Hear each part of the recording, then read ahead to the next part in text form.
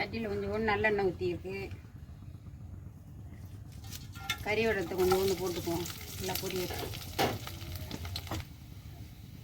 பூண்டு,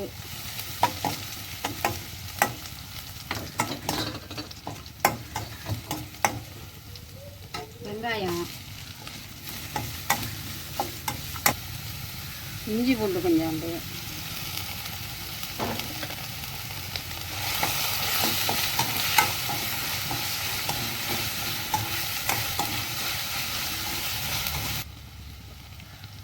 கருவேப்பிலை,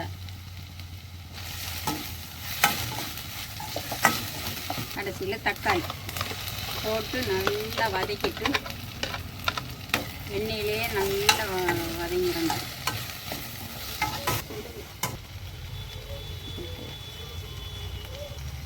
மஞ்சத்தூள் கொஞ்சம், காஷ்மீர் சில்லி கொஞ்சம், வீட்டில் அரைச்ச குழம்பு மிளகாத்தூள் போட்டு நல்லா நல்லா வதங்கிடுச்சு. இப்போ உருளைக்கிழங்குல போட்டு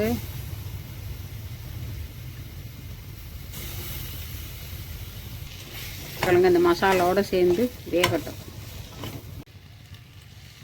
உருளைக்கிழங்கும் வேகிறதுக்காக தண்ணி நல்லா மிக்ஸ் பண்ணி அப்படியே நல்லா உருளைக்கிழங்கு நல்லா வெந்துருச்சு. இறாலை போடுவோம். இறாலை போடுவோம்.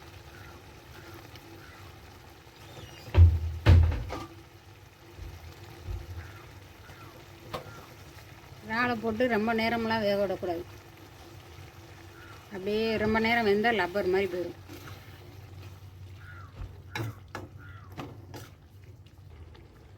அப்படியே ஒரு 2 நிமிஷம் இருக்கட்டும். மூடி வச்சுருவோம். அப்படியே ஆஃப் பண்ணிட வேண்டியதான். 2 நிமிஷம் சென்று அப்படியே லாஸ்ட்டாக கொஞ்சோண்டு மல்லித்தலை தூவியாச்சு. இப்போ உருளைக்கிழங்கு இறால் மசாலா ரெடி.